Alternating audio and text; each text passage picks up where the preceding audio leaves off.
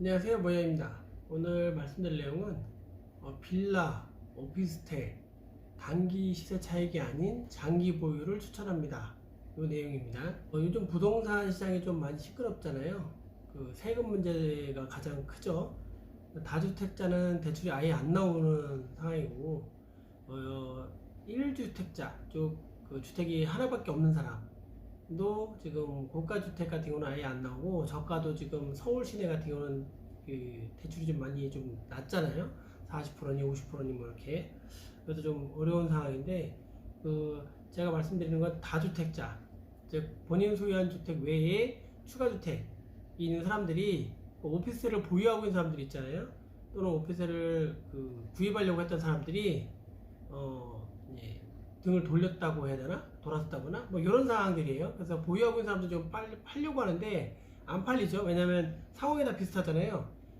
주택이 2개 이상 있는 사람, 또 하나 이상인 사람이 오피스를 보유하게 되면 오피스도 주택수에 포함한다. 이 내용이기 때문에 기존에 있는 주택들이 그 영향을 받잖아요. 그래서 오피스를 보유하려고 했던 사람도 이제 꺼려하게 되는 거고, 또는 보유하고 있는 사람도 빨리 팔아야 되는 상황이고, 그러다 보니까 일반적으로 아파트나 이런 거 같은 경우는 살려고 하는 사람이 많기 때문에 매도자 우위였죠. 그래서 가격이 많이 상승을 하잖아요. 근데 오피스텔은 반대의 지금 상황이에요.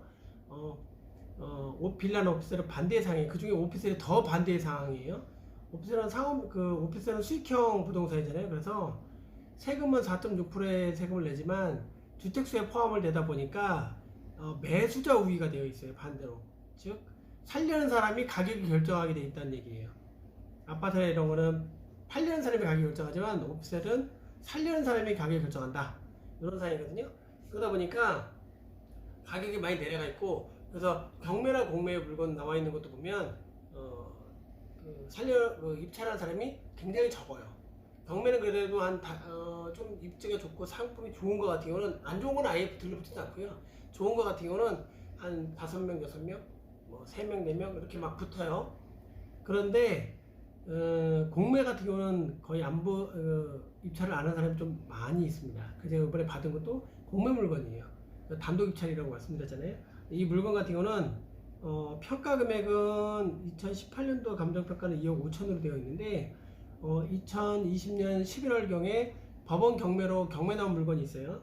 제가 입찰한 거랑 같은 시기예요. 감정 시점은 입찰한 날로 볼 때는 한 이게 5월인가? 2020년 5월인가 6월인가로 감정한 걸로 나오더라고요. 6월인가로 제가 기억해요. 나오더라고요. 그래서 그때 감정한 게 2억 600이라고 되어 있더라고요. 층수는 다른데 같은 건물의 평수는 동일한 평수입니다. 그래서 그게 2억 600으로 감정을 했더라고요. 그래서 그 얘기는 올해 2020년 중반 여름 때쯤에 6월에 감정 평가했을 때는 2억 원대에 2억 초반대에 이 물건의 가격입니다 라고 평가를 했다는 얘기죠. 그거를 제가 11월에 받았으니까 11월에 낙찰 받았을 때, 단독 받았을 때 제가 1억 2천에 낙찰을 받았잖아요. 감정 평가 금액 기준 대비 8천만 원 저렴하게 받은 겁니다. 근데 같은 시기에 그 경매로 받은 거는 1억 3천 중반? 이때로 낙찰이 됐더라고요. 한 6명 정도 입찰해가지고. 그러면 그것만 따졌을 때도 저는 엄청 저렴하게 낙찰을 받은 거잖아요. 그래서 제가 처음 주제에 말씀드린 게 빌라 오피스텔 단기 시세 차익이 아닌 장기 보유를 추천한다고 말씀드렸는데, 제가 오피스텔은 제가 좋아하지 않는데 이걸 한 이유는 월세를 세팅하기 위해서 한 거예요. 그 오피스텔은 현재 시세가, 부동산을 물어봤을 때 시세가 1000에 60에서 65. 그러니까 도배장판 싱크대가 깨끗하고 좋으면 65. 좀 손 봐야 되는 얘기죠. 또 그게 또 사용감이 좀 있거나 약간 좀 평균적이다. 그러면 60만원 이렇게 받을 수 있다고 하더라고요. 그러면은 제가 단순 계산을 했을 때 60만원이라고 계산하면, 1060이라고 계산하면 1억 3천이라는 숫자가 나오잖아요. 매매가가 6% 수익률 매매가가 제가 1억 2천을 받았잖아요. 그리고 거기다가 세금하고 세금이 4.6%에 법무사비까지 하면 5% 나오거든요. 그거에다가 그 명도한 비용, 이런 비용 다 합하니까 한 1000만원 정도 더 들어갔어요. 그래서 1억 3천 딱 맞잖아요. 세금 포함해서 지출 비용까지 다 합하면 1억 3천 딱 맞거든요. 그러면 6% 수익률이 나오잖아요. 그래서 제가 왜 그러냐, 이게 10년을 갖고 가든 20년을 갖고 가든 월세는 아마 상승을 계속 할 거예요. 60이 아닐 거란 말이에요. 상승하지만 매매가는 그대로 멈춰 있다고 했을 때, 그러니까 매매가는 내가 매수한 금액 1억 3천, 총 들어간 금액까지 1억 3천, 그 금액으로만 10년이 됐든 20년이 됐든 그 금액으로만 매도를 해도 양도 차익은 없잖아요. 양도세 낼 일이 없죠. 매년 세금 내겠지만 양도세 낼 일이 없죠. 매도 차익은 없기 때문에 그 금액으로 받아도 본전이라는 얘기죠. 본전이라는 얘기고, 그럼 결국 뭐가 있습니까? 월세를 매달 받으니까 그 월세가 수익인 거죠. 근데 말씀을 앞전에도 드렸지만, 예전에 말씀드렸지만, 그 오피스텔 같은 경우는 대출을 끼어 있습니다. 대출이 지금 9,600만 원이 낙찰가 80%에서 9,600만 원의 대출을 지금 받아서 세팅이 되어 있는데, 그럼 내 돈 들어간 게 많이 안 들어갔다는 얘기죠.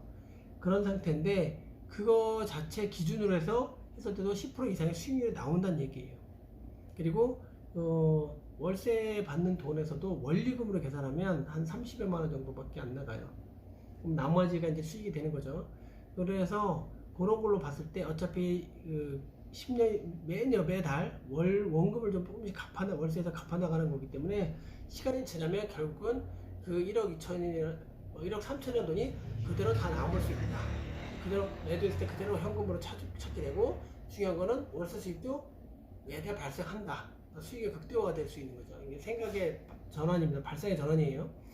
그런 관점으로 제가 오피스를 봤기 때문에 이거는 가능성이 있다. 그러니까 지금과 같이 매수자 우위인 거, 아파트나 이건 매도자 우위이기 때문에 내가 살려는 사람 입장에서는 높은 가격에 살 수밖에 없잖아요. 수익률이 떨어지죠. 근데 매수자 우위가 있는 게 오피스텔은 지금 매수자 우위가 되어 있다고요. 반대로 역발상으로 반대로 되어 있다고요. 현재 시장이.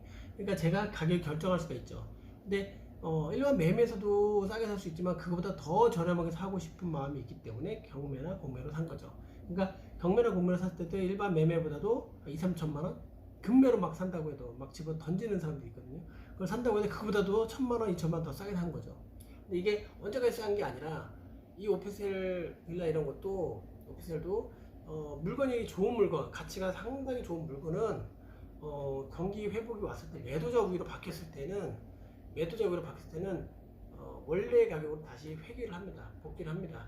원래 가격이 현재 올 6월 달에 2억이라고 감정평가를 했다고 해서 2억까지 가진 않아도 제가 낙찰받고 비용 들어간 1억 3천 기준, 1억 3천 초반대 기준, 그 금액까지는 충분히 커버가 가능하다. 아무리 내려가도. 그런 상황으로 제가 보고 이 물건을 접근한 겁니다. 그래서 물건을 투자할 때 이 관점을 좀 다르게 보시면 이런 좋은 물건들을 싸게 저렴하게 구입을 해서 수익을 충분히 낼 수 있고, 매달 일하지 않고도 돈을 벌 수 있는 그런 불로소득을 올릴 수 있는 그런 물건들이 있다라는 것을 꼭 아시고 시장을 좀 냉정하게 바라보시기 바라겠습니다. 오늘은 이렇게 마무리를 하고요. 낙찰됐으니까 끝나잖아요. 그 표와 제가 받은 거와 해서 비교, 그 다음에 최종 마무리된 수익률까지 딱 해서 월세 세팅 끝난 다음에 그걸 한번 비교해서 최종 수익률을 또 한번 말씀드리도록 하겠습니다. 감사합니다.